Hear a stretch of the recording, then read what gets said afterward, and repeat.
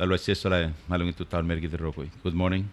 everybody. Good morning, American community here in the Republic of Palau, and good morning to all the veterans and retirees that are living or residing here in the Republic of Palau. Thank you for watching this program this morning. My name is Alfonso Diaz, and I'm also retired United States military. Served 23 years in the United States military.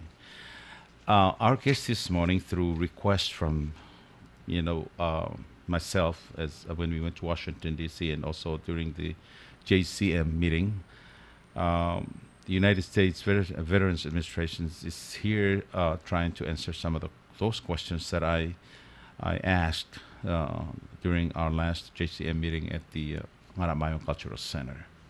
Our guest this morning is a lady by the name of Tracy Betts. And she's the regional director of Veterans Administration in Honolulu District Office. She's here with us this morning. And, Miss Tracy, she's not new in this business. She's been with the Veterans Administration's office for quite some time.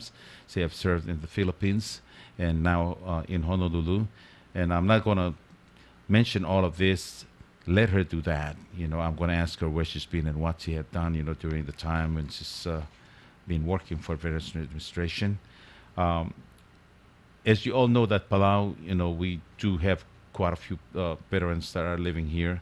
And coming November 11, we're going to celebrate. That's their day, And I really thank the United States government, especially the Miss Tracy Bates, and also the ambassador, American ambassador here in Palau, Helen Reed Rowe. We thank you. All these efforts from everyone, I think, this became a reality because everybody are so concerned about these benefits for all the veterans and the retirees that are living here in Palau or residing in the Republic of Palau. This morning, I would like to introduce to you Tracy Betts. We're going to give her an opportunity to do her introduction and explain to us some new benefits and all the things that you want to talk to us about. And then after that, she told me that she will allow us to ask questions. So anybody from north to south, east to west here in the Republic of Palau will be able to ask questions right after she finishes her introductions. At this time, I would like to introduce to you Ms. Tracy A. Betts, the Regional Director of Veterans Administration in Honolulu District Office. Ms. Betts. Thank you, Senator Diaz. I would like to thank the Ambassador, Reed Rowe, for inviting me here to visit Palau and to address the concerns of the veterans residing here. This is one of her outreach programs that she has initiated based on the recent meetings that she has attended. I would also like to thank the veterans who came to our town hall. We had Monday night. We had quite a very good turnout, and it was nice for the opportunity for me to address your questions, concerns, and the issues that you brought forth regarding access to veterans benefits. I would also like to thank Senator Diaz for having me here today, for giving me the opportunity once again to talk about what the VA has, the programs that we have, and how do you gain access to them. My name, as he indicated, is Tracy Betts. I've worked for the VA for 28 years. I have actually served in facilities and regional offices nationwide. I spent 5 years at the Manila Regional Office. I've worked in the Houston Regional Office. I've also worked in our Washington, D.C. office. Currently, I am located in the Honolulu Regional Office, which has jurisdiction to include Palau and the Insular Islands, the Federated States of Micronesia, as well as the Marshall Islands. Currently, I have a program where our benefit counselors who are located in Guam travel out here to Palau once a quarter. They also visit the Federated States of Micronesia as well as the Marshall Islands. And the purpose there is to reach out to all of the veterans here and throughout the Insular Islands to provide access to your benefits that you have earned through your service with the military. One of the frequent questions that we get, and we'd like to ensure that everyone who understands, a veteran is a person who served in the military and has been honorably discharged, who has access to VA benefits. Sometimes we make the mistake of talking to people and asking, are you a veteran? And a lot of the misconception is that to be a veteran, you will have to retire from the military, not just to serve your time and then to be discharged. So that was some of the discussion we had the other night. So those of you who have served in the military and have been discharged, it is those of you that need to come to the VA and to apply for your benefits. One of the things we're working on right now, which is why I'm here, doing some of this outreach, and that is to help to improve access to VA, both the health care, the benefits, as well as the cemetery services. Recently, I met with the governor of Engwal, and he showed me some potential sites that the government would like to have a veteran cemetery. I will take this information back with me and I will discuss it with the Office of Cemetery Services as well as the other office who might have a jurisdiction, which is the American Battle Monument Commission. These are the concerns that I have received since my 2-day visit here, and these are the things that I will be taking back with me to address, to respond. I was fortunate enough yesterday to spend the day in Peleliu, and I met a few veterans there who reside. Some of the issues that I have been presented with are, again, dealing with access.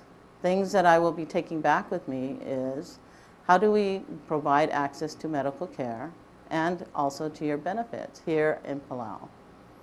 A lot of the initiatives, our Secretary of the Veterans Affairs, Shinseki, has put out there is to be veteran-centric, meaning the veteran is the central purpose of everything we do. And so therefore, when we're dealing with you as veterans, we're asking, how can we assist you? What can we do? And how will we do it? So those are some of the things that are presented to us as leadership. Another thing he has put to us is how to be forward-thinking. And being forward-thinking is not just look at today, but how are we going to improve for the tomorrow? A lot of the initiatives are technology. Some of the things that I have discovered since I've been here is, although there is access to the internet, it is not as widespread. And so those are some of the issues that we've been talking with your government about, but also to address those, because a lot of the initiatives that are being implemented are electronic access. So therefore, we will have to look into, for today's Palau, how do we get this information to you if not through the electronic transformation method? What is the best method to use to give you access to our benefits, health care, and the cemetery services? And also this afternoon, I understand I will be taking a tour over to the hospital to talk to them about how can we provide access to medical care here in Palau. There are some programs that I'd like to talk about, particularly with veterans benefits. We have a list of things that you have access to, and one of the things we've been encouraging is if you are a military person who has been discharged, to apply or to register with the U.S. Embassy here. Because what we would like to do is try to identify how many veterans are out here and what kind of services are you in need of. And that is important, whether it's health care or if it's benefits such as educational benefits. We also have something called a vocational rehabilitation to employment benefits. And we also have their compensation and our pension benefits. These benefits are benefits that, as a military person who has served honorably, you're entitled to, and we want to make sure that you take advantage of them. Things such as pension. What qualifies a person for pension from the VA? The minimum qualification is that you have served 90 days in a wartime era, and that qualifies you for pension, at least to apply. And then it becomes an income-based. And if you meet the minimum income levels that the VA has established, then you are entitled to pension benefits. When it comes to compensation, what we do is you can apply for your compensation benefits, and it has to deal with what we call issues and conditions that you're experiencing that may have been aggravated or created at the time in which you were in the military. What happens is you apply for your benefits, and what we do is we request copies of your service medical records. We request copies of your personnel records. And with all this information, we then make a decision as to whether or not the conditions that you are currently have that we are claiming for, are they service connected? Are they connected to the time that you were in service? Or were they aggravated by the activity that you did while you were in service? Once your service connection has been determined, then your access to care for those particular conditions are free for you through the VA healthcare system for the rest of your life. That includes medical care, it includes pharmacy. It also, in some cases, depending on where the condition is at this time, how impacted you are from that condition. And these things are things like diabetes, like the inability to range of motion of your arm, the inability to lift it all the way up like most people do. Based on the level of difficulty or the loss of use of certain mobility things, there may be they will assign a percentage. And the percentage of disability is then attached to a monetary value. And so therefore you will receive, if it's greater than 0%, you will receive a monthly benefit that you will get every month from the VA. A 0% does not mean you're not entitled. A 0% just says that the degree of the disability is not resulting in anything more than, and it's a schedule that they use. And they look at, things like range of motion. Same thing as hearing. They look at how great the hearing loss is. But the 0% tells you it's service connected and you are entitled to access to health care for those particular conditions. I get a lot of questions. I did get a lot of questions on Monday about why can't the veterans of Palau receive services in Manila. And the issue there with Manila is the only foreign location for the VA itself. But there also are certain legislative directives that come with the location operating the VA in Manila. So a lot of, it's not as simple as getting on an airplane and getting to Manila and then having access to care. They have a lot of requirements that they have to be met. But I will say this question has been asked of the Secretary, and it is an issue that he has been looking into to find out how to best serve the veterans out here in Palau.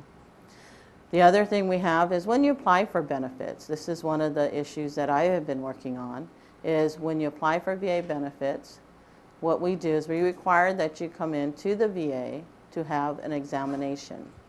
And the examination is to determine the medical prognosis and diagnosis of the condition, and where is it as far as the where you're at, again, things like range of motion, things like if you're loss of hearing, to what degree has the loss of hearing.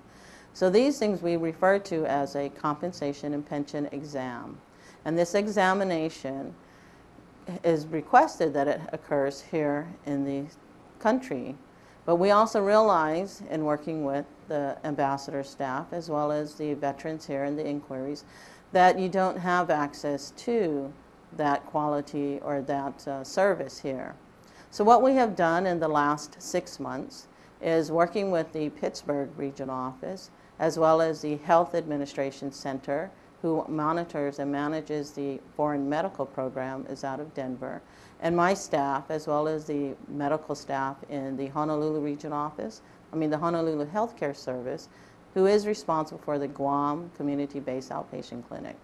And what we have coordinated and worked out between the 4 of our administrations is that when a veteran here claims for a benefit, they will receive a notice that says to let us know, well, A, are you going to be in the United States or in the Guam area anytime soon?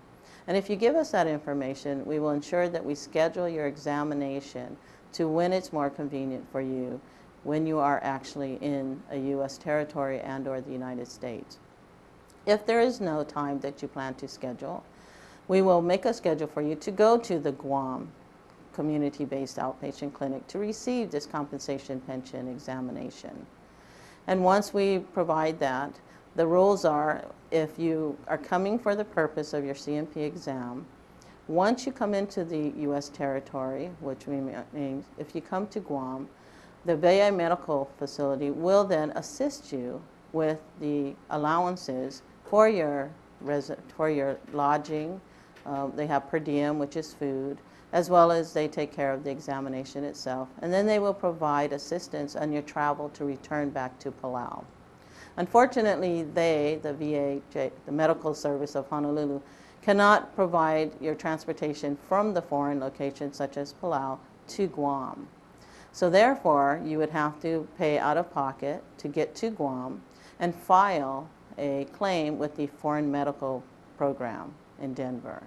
The Foreign Medical Program in Denver will then do a reimbursement, but it will be after the fact. So therefore, we are working on it. This was our short-term fix, how to address and at least to alleviate some of your out-of-pocket expenses when having to travel to Guam to get your CMP exam, which is a requirement for access to your benefits, and making that decision for your claim on your benefits. One of the long term, of course, what we're looking into is how to reduce your out-of-pocket expenses. And that is something that is on my agenda, as well as the Foreign Medical Program and the medical services in Honolulu. We're all working together to try to figure out and to determine how best to serve the veterans here in Palau. Now, the ambassador has also, in meeting with her, talked about increasing her outreach program. She is very interested and very concerned about ensuring that here in Palau, in the most rural and remote locations, that we reach out and connect with our veterans to provide services. And I will say that I'm committed to do that, and this is not my first and only trip to Palau, but I will be back. Now, one of the things is in our Guam office. Our Guam office is staffed with 3 benefit counselors. We are currently increasing our staffing there. We are adding a vocational rehabilitation and employment counselor who will be on site in January. We are also in the current process of hiring a special adaptive housing agent who will be located in Guam. Some of these benefits we have, such as special adaptive housing and special housing adaptation. These benefits are, if you're determined to be eligible, allow us to come in, and it is a grant program to fund construction of your residence if you need adaptation, such as people who are in wheelchairs need to have homes retrofitted with ramps. A lot of times we do retrofitting of things like the bathrooms to put up specific equipment that will accommodate, as well as the special housing adaptation. Most of the programs we have are specific for veterans. Now, the special housing adaptation program came to be because the VA realized that when veterans come home, and if they're in need in services, it is the family who takes care of them in the family residences. They don't always are able to go back to their own personal homes. So the Special Housing Adaptation Program was created to allow us to actually adapt a house of a family member, whether it's a parent or a child or a relative, that allows them to continue giving care for you, the veteran, while you are in need. So a lot of these things are the initiatives that are being taken in the recognition of the changing environment in which we live in today. Some of you may have heard about the VA Caregiver Program. And that program is to provide some stipends and some monetary allowances to people who are assisting in caregiving. Again, this is one of those initiatives that we recognize that it is the family members who are the ones who are giving the care for the returned military person. It is the family members who are taking on that position. In the previous regulations we could only pay allowances for caregivers if they were professionals such as nurses and doctors and those paid attendants. With this new rule and this new program we have, we're actually able to provide some monetary subsistence as well as programs. It gives you access to programs to assist in helping you and educating you on how to provide care. Currently, the VA has implemented the program within the continental U.S. as well as the U.S. territories. The Foreign Medical Program folks who are located in Denver, the Health Administration Center, is currently working on how to implement the program in foreign locations. They're working currently right now on the policy and procedures. I met with them in September, and they've asked for some point of contacts because they would like to hear from people who are actually servicing veterans, caregivers out here in the international community to ensure that when they do implement the program, it is the most beneficial program for you here. And I will be taking some information and some point of contact people back with me when I return to Honolulu and share them with the Foreign Medical Program. We are all very interested and very committed to ensuring that you receive the benefits and the access to these benefits that you have earned and are entitled to. The Vocational Rehabilitation to Employment Program. That program is responsible to, if you meet a certain percentage of disability for compensation, you become entitled to vocational rehabilitation. And what that is a program to re-educate you so that you can find employment. Some of the programs they have, though, is not necessarily having to work for a company, but also self-employment. They help you to develop business plans. They send you to school and to provide the background. They do things like help you with resume writing and try to establish you so that a lot of it is for employment purposes and also to help to improve your quality of life.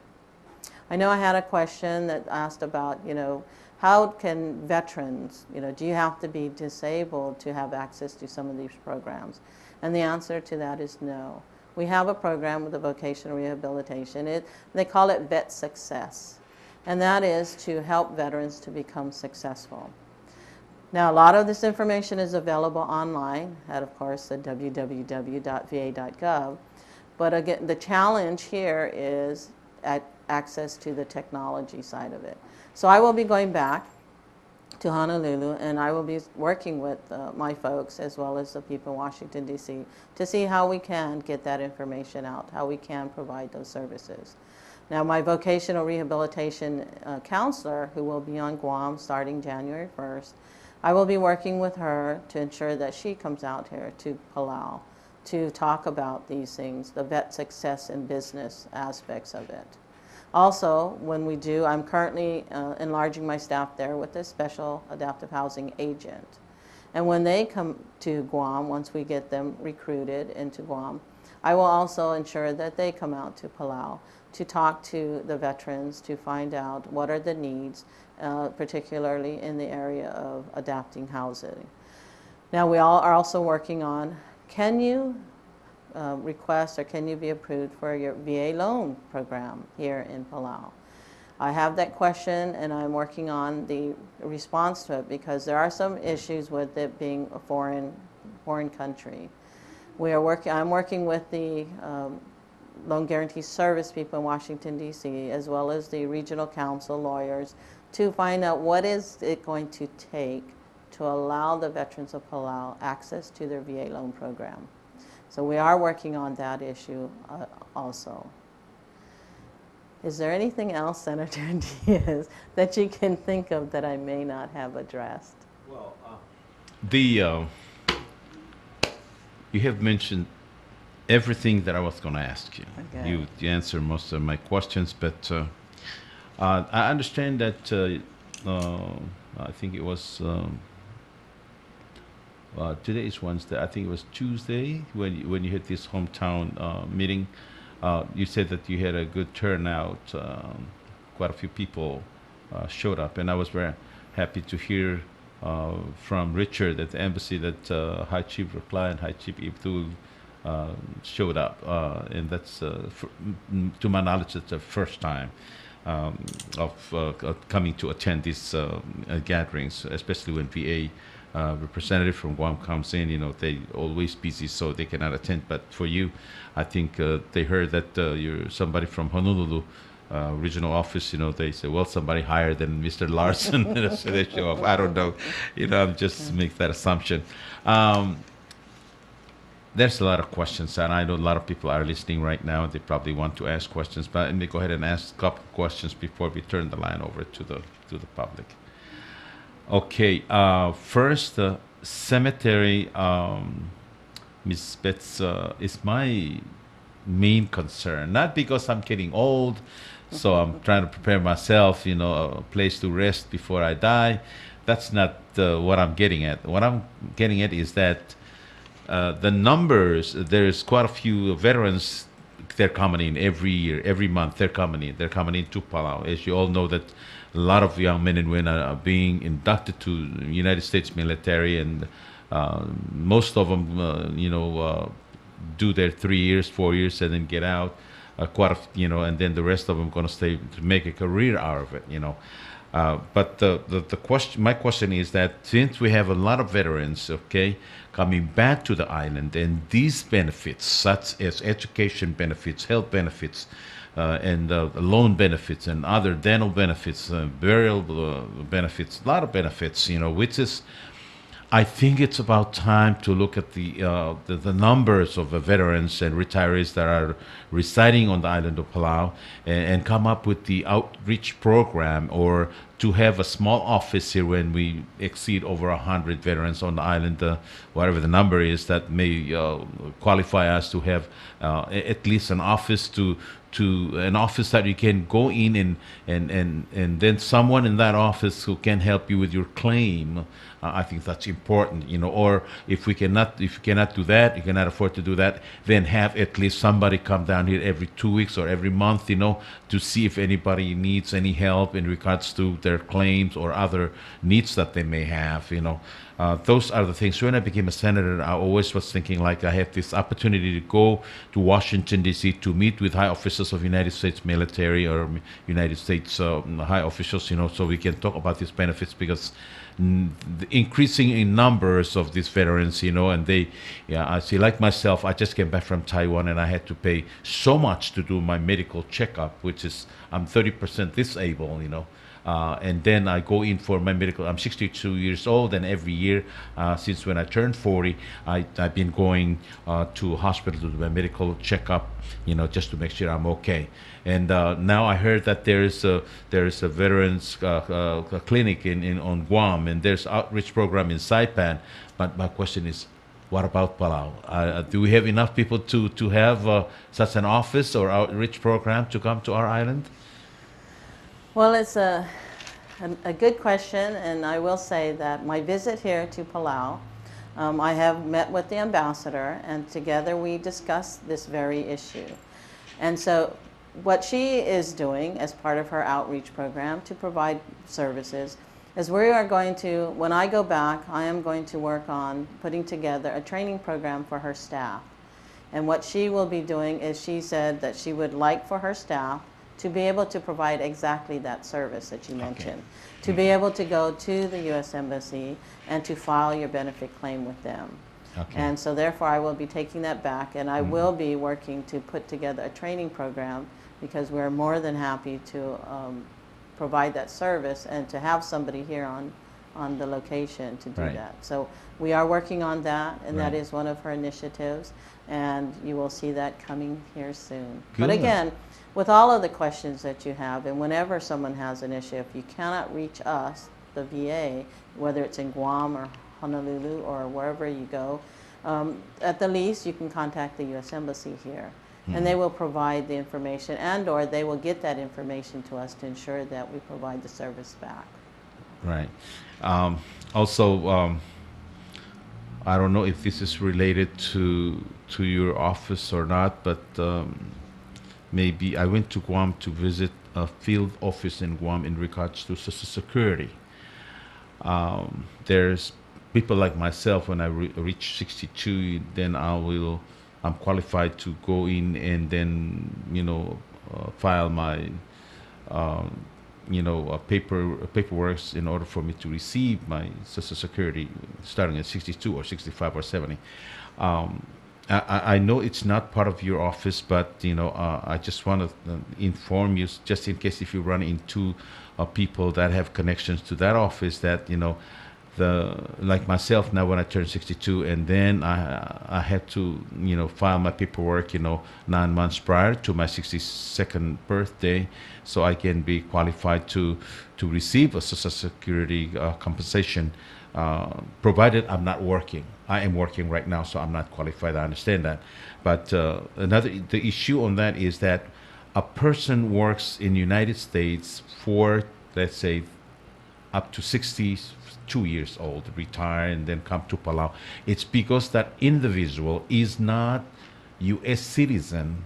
They are deducting 25% of his entitlements, and I don't think that's fair. And then they tell me that if it's an American, he can have a full benefits, but reside here in Palau, he'll get a full benefits. But if it's a non-U.S. citizen, they'll take 25% of that. It's hard for me to understand. Again, I know it's not in your office, so I just want to cry to you about this issue, so you'll know. But you mentioned to me that you went to about 3 locations yesterday or day before yesterday, looking at the possibility of having a cemetery here. That's my baby there. Now, what did you find out yesterday? The state of Niwal already, through a resolution, they already designate a piece of property for that purpose. Did you look at it? And if you did, what do you think about it? Nice sunrise, and the capital is there. What do you think about that place? Well, first let me address your question on Social Security. The U.S. Embassy here does have, and I believe it's Marjorie, who has been educated and trained by the Social Security folks to handle your Social Security questions. Right. But I do know there was a question that was asked of me on Monday as I was meeting veterans about the ability to utilize the Guam office. They had indicated they had some issues with having to go through Manila, and they felt the perception is that they were getting a high rate of denial of Social Security benefits, although they were getting a better response if they dealt with Guam.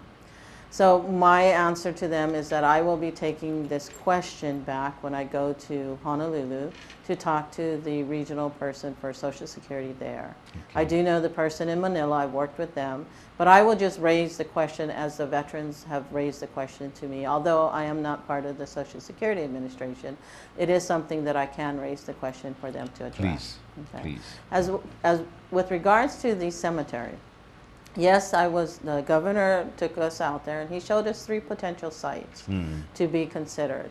What I will do is I had started conversations again with the National Cemetery Administration in VA, as well as the American Battle Monument Commission, about the jurisdiction of who would provide a cemetery service upon the request of the Palau government.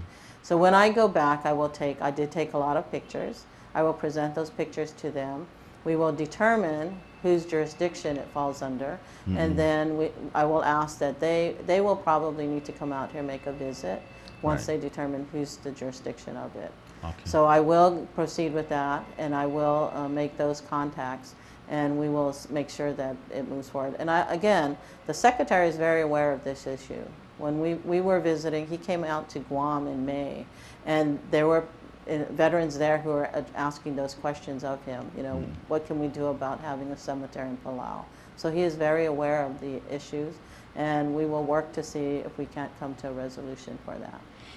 Okay. I would like to volunteer to help, like this one here, the show this morning.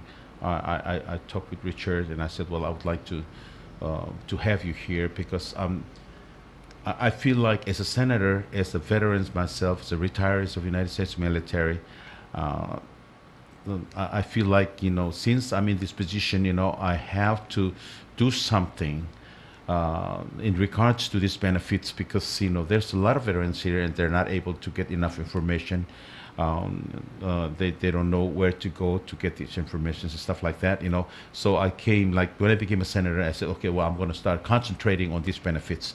Now, can you, before you leave here, I'll give you my email address, and so you can directly communicate with me in regards to changes, new changes to all the benefits. Some benefits might be taken off, some benefits, new benefits might be added on. Those changes, I would like to have a copy of press release or whatever you may have, so I can help to broadcast or disseminate information to the veterans that are living here in Palau. Can we do that? Yes. Oh, okay. Yes, and that was an issue that was raised on Monday night's town hall, particularly with the Palau Community College. There was a representative there from the college. Actually, it was a student writing for their newspaper. And she asked that very question. She said, how can we get information so that we can disseminate to our students? Because in the crowd that day, we had a handful of students who were there. They were newly, veterans. They were young veterans. And some of them had taken advantage of their education, some of them programs, some of them had not, because they didn't necessarily know what was available. So yes, that was an issue that was brought up, and I will be sending out information. I can include you on that list. We will be sending it to the U.S. Embassy on the request of the ambassador, and she will work on making sure that it gets disseminated to everyone, as far and wide throughout the country, so that again, this is part of her outreach initiative to ensure that the veterans' issues are addressed. Okay. Did you have? There's quite a few spouses of deceased veterans or retirees that are living here in Palau. They always have questions that we're not able to answer those questions. I don't know if they showed up or not, but one of them we were able to help her because her husband died quite a few years back, and she was qualified to get her Social Security, and through Guam office she was able to get that. It's good to hear that you're going to have to teach or educate someone at the embassy to do this work. I think that will help us to solve a lot of these problems here, because all we need is someone that have a knowledge about these benefits. When we go there, that's okay. Here's the office in Washington D.C. or somewhere in the United States that you can send your claim to that office, and here's how you do it and all that. Give us some assistance, and I think that would be good enough, at this embassy to start with. Now, back to the cemetery.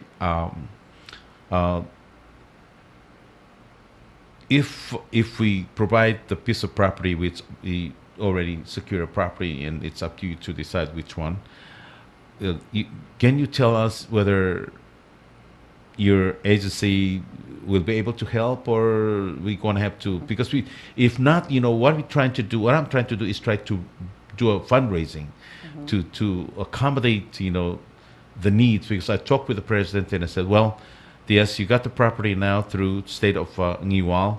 Now I'll find money and we'll do it. Because I kind of gave up, like I said, maybe this is a foreign country and the United States is not able to help us, in terms of funding. Therefore, we must go out and find money. So my question is, do you think you will be able to fund to help? What I can say is, because cemetery programs, not under my purview of it, but what I do know is that if it becomes the jurisdiction of the Department of Veterans Affairs, they have a program, I believe what you'll fall under is a state cemetery services. And what that is they file an application with them, and if it is approved, you get what they call grant money. And the grant money is used for the specific projects to establish and to maintain. And so for every project you have or every activity you have, you submit, and then they go through a process of approving of a grant. And that's how it works with the VA.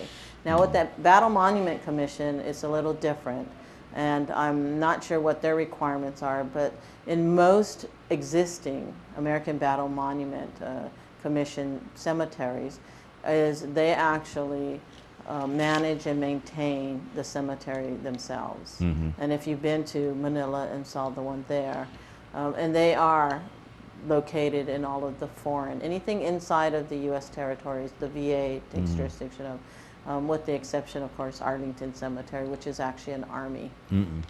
But so that's how there's a difference in which part of the government takes jurisdiction of the cemetery itself. Right. But it would probably fall under what we call our state cemeteries, and what we're talking about is you would be responsible to manage it, but there are ways to get funding from the VA in the form of grants. Okay, with your assistance, I talked with a guy that works at the Manila Cemetery. Matter of fact, he gave me some information in regards to how to set up a cemetery, how to maintain it. Right. With your assistance, you probably can train us or cross-train us to be able to handle, the operations and maintenance of the cemetery. With that, we're going to need help on. Now, the cemetery now is probably going to be not just for the veterans, we also high officials of the government of Palau, elected officials, and also I want them to be part of that.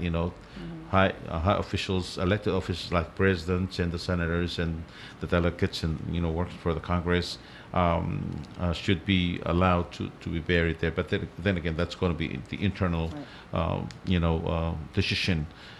My question is that if the cemetery becomes a reality, can we continue to work with your office as far as how to maintain it, and also if we need funding? Are we qualified? What I'm saying is, are we qualified for like a grant, from United States government to get funding, to help us on this? Because what I'm afraid of is we started, and then we're going to need money to run the cemetery, and then if it's just that the United States government said, well, we only do it, to start the cemetery, but from there on, it's all your responsibility, and then we don't have funding, then that we're going to get stuck right there. Also, another thing that I need from you is that if there's a requirements of legislation, if we are required to come up with a legislation to authorize or to allow you to assist us, please let me know while I'm in the Congress, so we can I can go ahead and start it. So I don't know if I get elected the next time around, but if not, at least the work has started. So if it's going to require a legislation, please let me know right away. Well, what I will say is that once we determine the jurisdiction of who will take over, to work with you for the cemetery, that department, whether it's the VA or the Battle Monument, they will actually send people out, and they will then work with you on the process and how to manage, maintain, and how to apply. And so they will actually send somebody out from their administration directly here for that. But I would like to take a moment to talk about burial benefits. As a veteran, you're entitled to burial benefits. And in cases where they have expenses associated with the burying of a veteran, we do have a program, it's a burial benefit. And so there are forms, of course, we all have forms you would fill out. And in cases where they're not in a VA cemetery, they're in a private cemetery, there is a maximum allowable reimbursement that the family and or the persons who are directly taking on those expenses can apply for the reimbursement of these expenses. There is also, regardless of the location of the burial of a veteran, you're entitled to a stone, a headstone.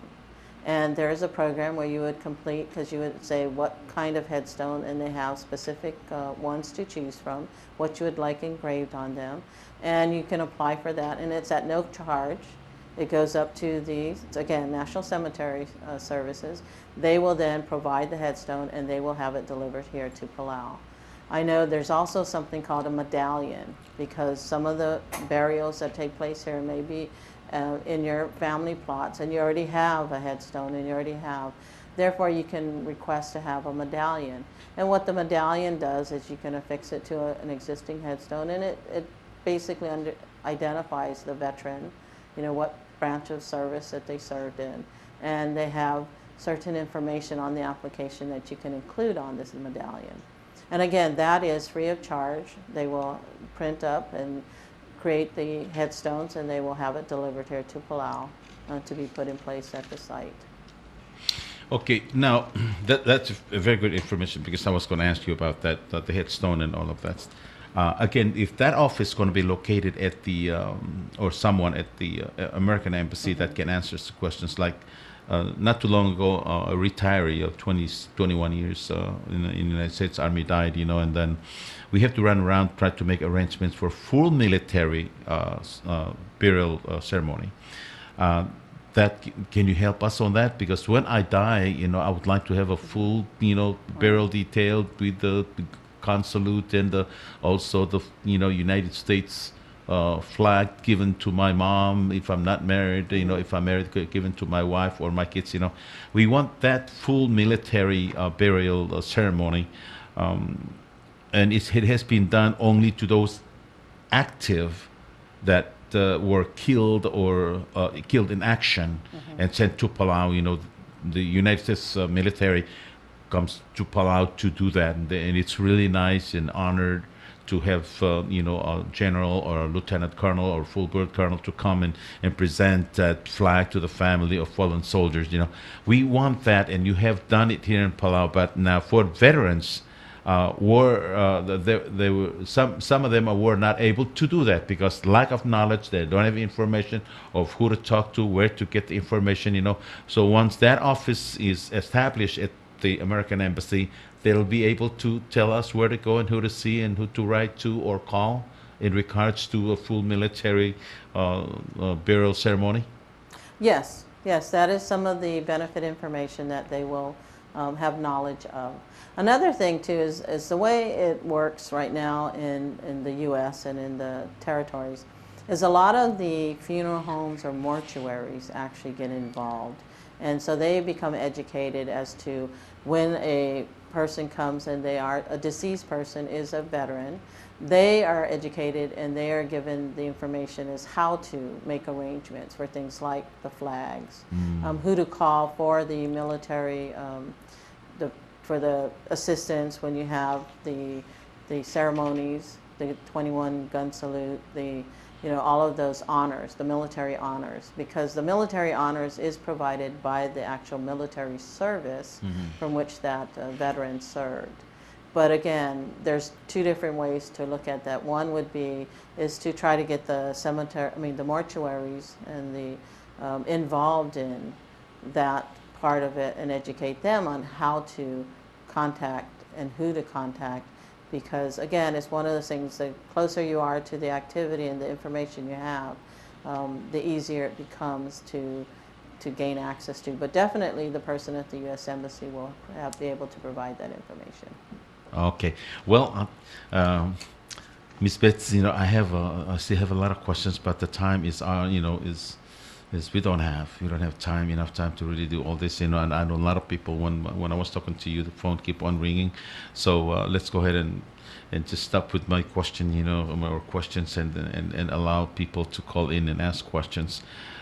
So if anybody out there wants to ask a question, you can call us at 488-4848, and then you can talk to me in Palauan language, and then I can translate to Tracy, and if you want to talk to her direct in English, you can do that. But our telephone number again is 488-4848, and this is for all the veterans and retirees. Who is veterans? I'm going to talk, and then here's a call. WFM Ngiltutaw. Ngiltutaw. LA. Ngkuririn al-Radil Wasay. Hindi ka sa kurang usuki del Bornya at tigidali ROTC Rebelaw. Nung tilang at tilgibal ngot al program hindi erek tulin mo rin yung asbel mal mora obis rin yung mga dadurang muntang Okay. That lady asks, she wants to know if we can help to start our ROTC program in high school, ROTC high school program. So I'm asking you that question, and then I also have a little knowledge about that program that never materialized because we failed to do our part. So go ahead. The ROTC program would be that one affiliated with I have little knowledge of how to put a program like that together, but I would presume it is affiliated more with the military services. The VA does not get involved with those types of programs. Okay, during JCM meeting, we had that when the question came up, and here's what we did. I remember way back about 10 years ago, we were about ready to start, this program, and I think United States government gave us $75,000. We have to come up with a matching fund, which is another $75,000, provided we give a facility, and so all was done except here's the problem was that we didn't have combined three high school, Emmaus, Mijenti, and Palau High School. We did not have enough students to participate in this program, and you have to have X amount of students in order to start the program, which we didn't have enough students to participate, and that's why it was never materialized.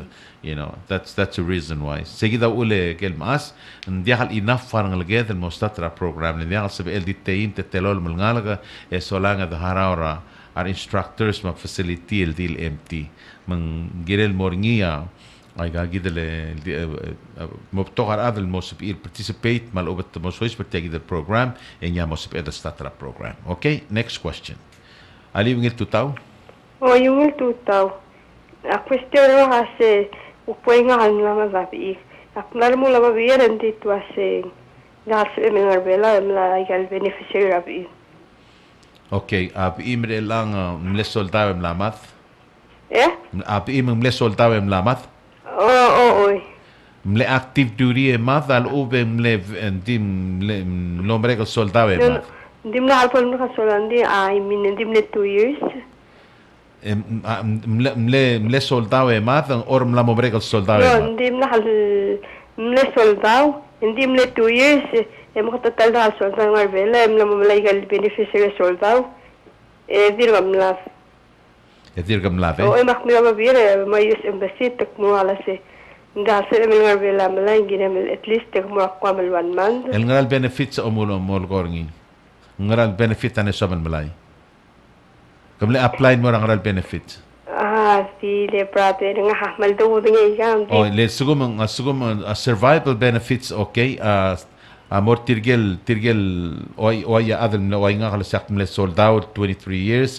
Emergom le participate survival of benefits, meaning I had to contribute so much in order for my wife to receive that money after I die. Hindi o got lang 2 years mergo nga imam ne discharge after 2 years mergo lamad halek eskeringil was ngara mga benefits sa as emel mai. Okay, morense. Okay. This lady here, her husband was in the military and discharged honorably, and he died just recently, and she went to American Embassy, and they told her that she cannot receive any benefits from VA while she's residing here in Palau. In other words, she's going to have to move to Saipan or a U.S. territory like Guam or Hawaii in order to receive these benefits. And I asked her what kind of benefits. I said, well, she doesn't know what. She just want to know if there's a benefit such as she can get from the Veterans Administration. Her husband was in for 2 years and discharged. And then now if she can get some benefits from the Veterans Administration.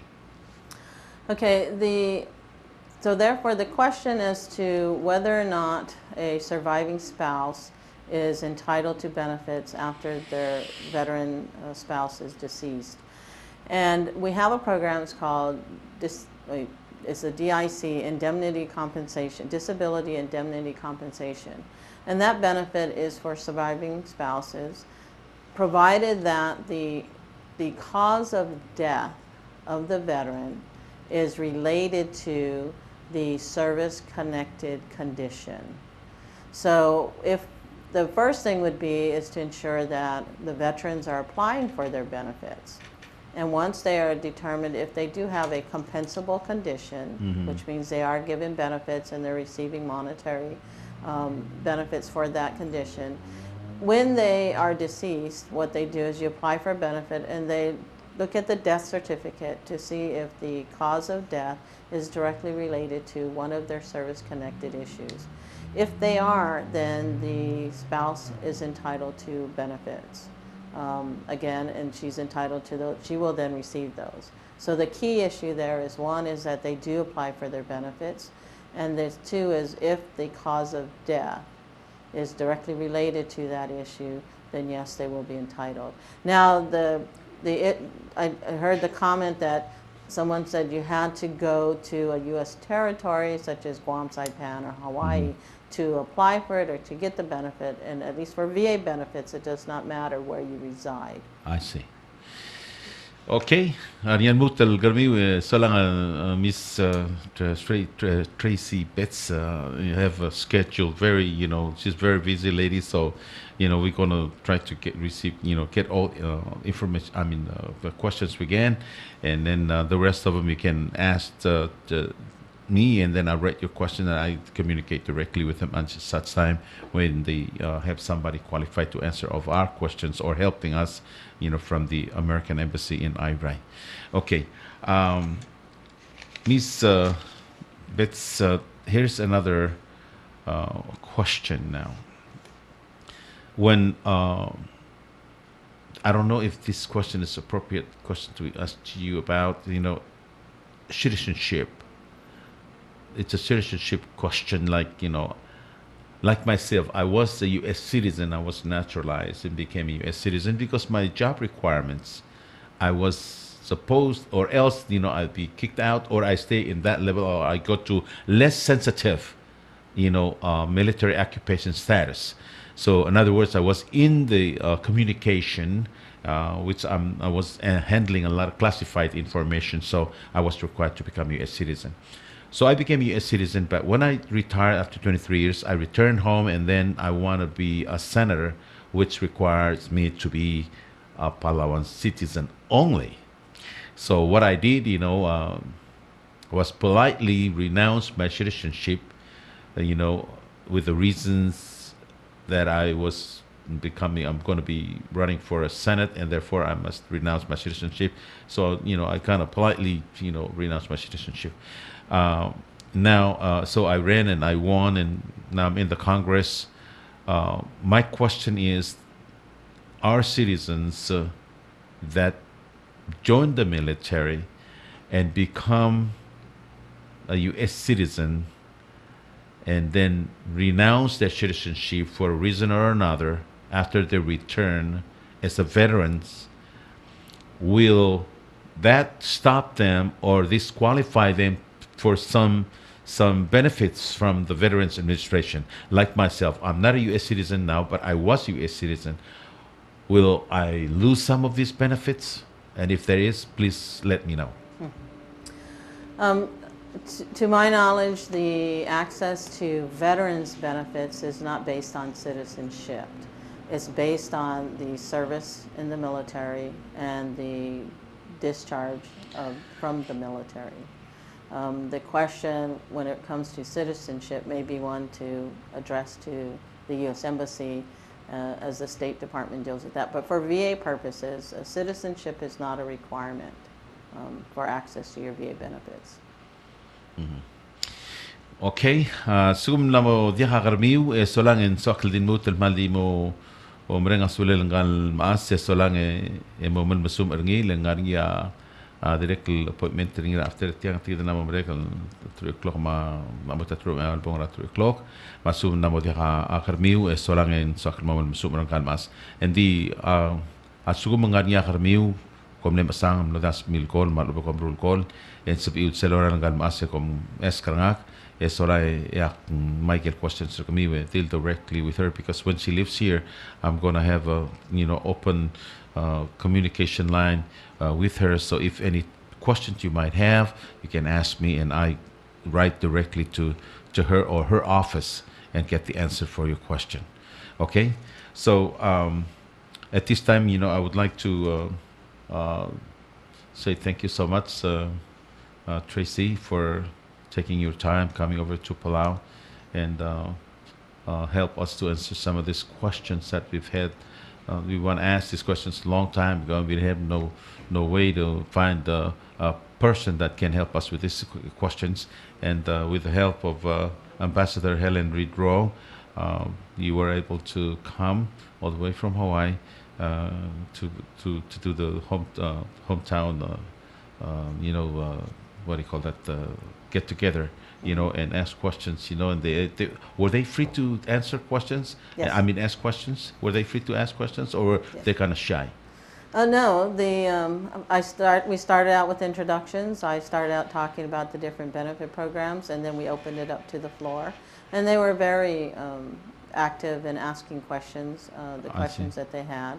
And we spent quite a few minutes there. And after the question and answer, then they had some refreshments, and a lot of the folks stayed behind, and we talked to the people individually. So I think it was very successful. And again, I do want to say thank you for accommodating me, for giving me the opportunity to address the concerns. I appreciate with the individuals that I was able to meet with, such as your vice president. We were able to talk about, the ambassador's outreach program, the initiative she's taking towards helping to service veterans and to provide access here in the country of Palau. So we can say that the town hall meeting was very successful. Yes. Yeah. Okay. Now, and one last thing too is what we're encouraging all the folks out there. If you know a veteran, if you know somebody who's served in the military who is now residing here in Palau, let the embassy know, because what they are trying to do is trying to keep track and see how many people are actually here. And because she wants to reach out to those veterans and the family members. It's also important for family members, because some of you, although the service member, as you indicated, has passed on, there might be some benefits and there might be some information that we can provide. So it's important that, call the embassy. They're trying to start a registry so that they can identify and ensure that all of this information reaches all the way throughout the country, because we want to make sure that you're taken care of, that you're provided access, and that will also allow us to understand the issues. Everybody has different issues, but it'll help us to better understand the issues here in this country so that we can better provide services and address them and bring those services closer to the folks here that reside in Palau. Thank you. Okay. On behalf of the veterans and retirees that are residing here in the Republic of Palau, we would like to thank you so much, for taking your time to come down all the way to Palau to work with us in terms of, getting these benefits and informations to the people. And whenever we need someone, especially your caliber, to come down and talk to us directly when you receive our invitation. Hope that you can come back again. How do you like Palau so far? Oh, I've enjoyed everyone that I've met and everything that I've seen. And I will say, I did tell the ambassador that this is not my first visit, this is not my only visit, and I do plan to return. Okay. And I will say, in the words of Hawaii, in closing, is aloha ahuiho, which is until we meet again. Okay. All right. Thank you so much, everybody. Thank you. Haibidur Klai, thank you so much, and all the veterans and the retirees, thank you so much, and as long as I'm in Congress, I'm going to use everything within my power to, to deal directly with, the appropriate agencies and the officials of the United States government, try to educate ourselves in regards to all these benefits. Thank you so much. My name is Alfonso Diaz, your senator. We'll see you again next time. Bye-bye now.